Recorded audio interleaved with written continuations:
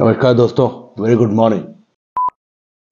Wrestling federation में जो धमाका मचा हुआ है, तो बृजभूषण शरण सिंह और जितने भी पहलवान थे उनके बीच में बृजभूषण शरण सिंह जी को कहा है कि आप थोड़ा सा स्टेप असाइड हो जाइए जब तक आप इंक्वायरी पेंडिंग है।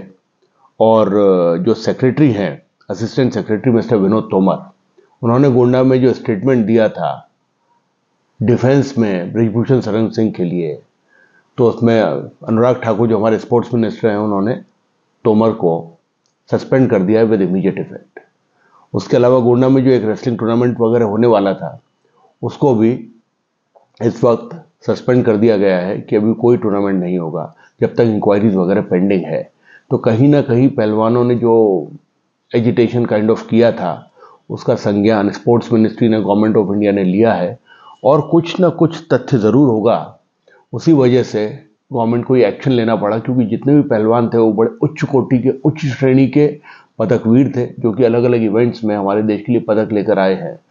तो मैं उम्मीद करूंगा कि जैसे इस केस में हुआ है और इंक्वायरी आगे बढ़ रही है और राइट डायरेक्शन में बढ़े, और बाकी स्पोर्ट्स में भी अगर इस तरीके की कोई चीज़ हो रही है तो गवर्नमेंट को, स्पोर्ट्स मिनिस्ट्री को एक्शन में आना चाहिए, ताकि हम हमारी बच्चियों को बेधड़क किसी भी स्पोर्ट्स इवेंट के लिए भेजें और इस तरीके के जो तत्व हैं जो कि वल्नरेबल सिचुएशन का फ़ायदा उठाना चाहते हैं, वो फ़ायदा ना उठा पाए और सिर्फ उनका काम जो कोचिंग है या स्पोर्ट्स का मैनेजमेंट है, उसको स्मार्टली और बड़े अच्छे तरीके से करें, बड़ी जिम्मेदारी के साथ करें।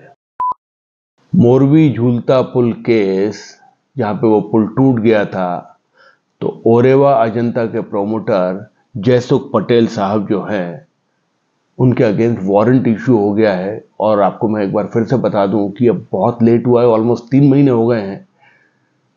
135 जानों को इंसाफ मिलना बहुत ज़रूरी है। और इसमें जिस नासंजीदगी से ओरेवा ग्रुप ने काम किया है और एक ऐसी कंपनी को ये ठेका सबलीज कर दिया या सब टेंडर कर दिया जिनको इस बारे में कोई भी जानकारी नहीं थी, तो इस पर एक्शन ज़रूर होना चाहिए। देर आए दुरुस्त आए, वारंट इशू हो गया है तो डेफिनेटली इसमें कोई ना कोई एक्शन ज़रूर होगा।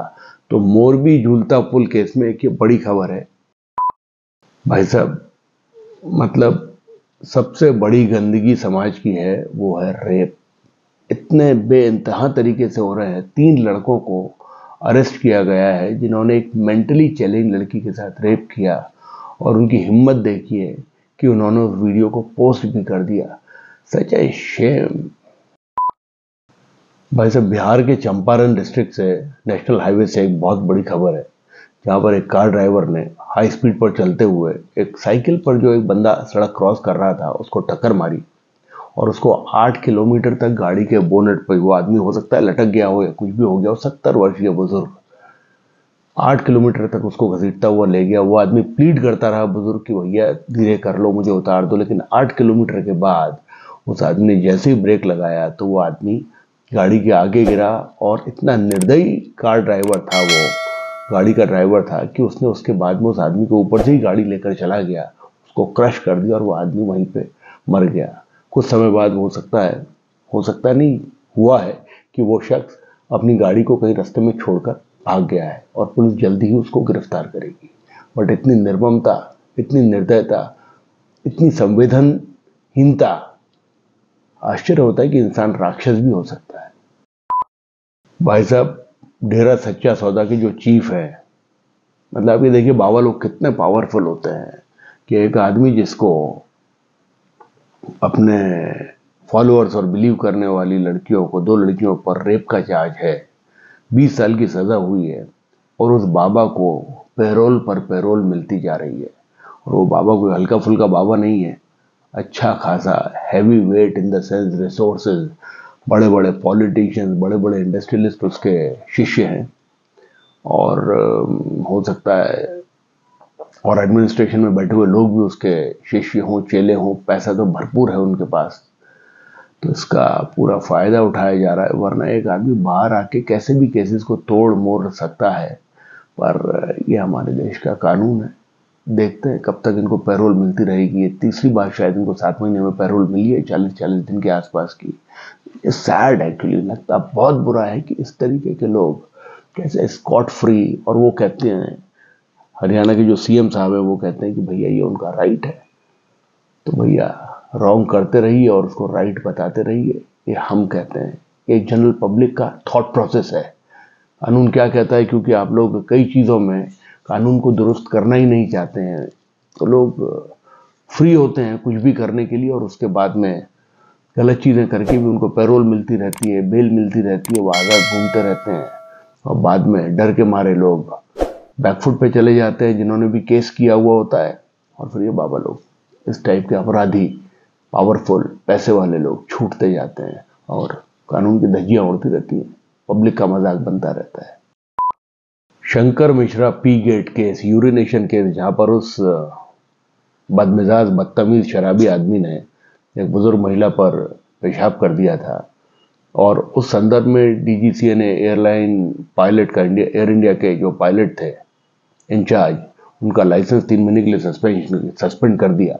तो एयर इंडिया पायलट्स गिल्ड या पायलट्स की जो लॉबी है वो कंसिडर कर रही है कि बॉस इसके अगेंस्ट एक्शन लेंगे, क्योंकि अगर पायलट ने सिंसियरली काम नहीं किया होता तो बात और भी बढ़ सकती थी। सो दे आर कंटेम्पलेटिंग कि what legal course should be taken, और ये जो शायद कैप्टन इंचार्ज की जो बेइज्जती हुई है उसको कैसे रिवर्स किया जा सकता है। तो सस्पेंशन को रिवोक करने के लिए they are thinking of taking a legal action कि कैसे रिकोर्स इसका किया जाए और सस्पेंशन को रिवोक किया जाए।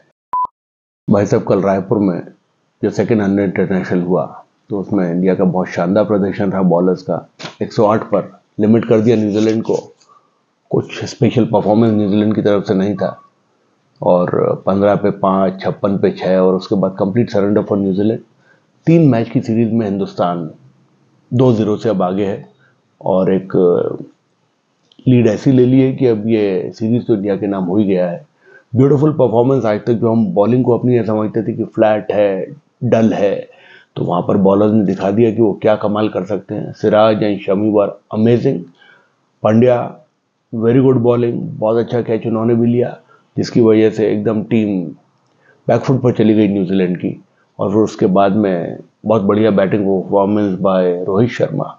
शुभमन गिल एकदम सेंसेबल 23 साल के लड़के ने जो गेम खेला और एंड तक लेकर गया। हालांकि 2 विकेट पर ही इंडिया ने यह मैच जीत लिया, बट रोहित और कोहली जिस तरीके से आउट हुए थे, और सेंटनर ने जैसे कोहली को अपना, क्या बोलेंगे उसको, लाइक पपेट बना रखा है कि कभी भी उनका विकेट ले लेते हैं, तो कोहली को देखना पड़ेगा कि boss how to handle such situations. India should have won this match as per the conditions and the way they were playing without any loss, but ठीक है, 2 विकेट गिर गए। It was an amazing performance.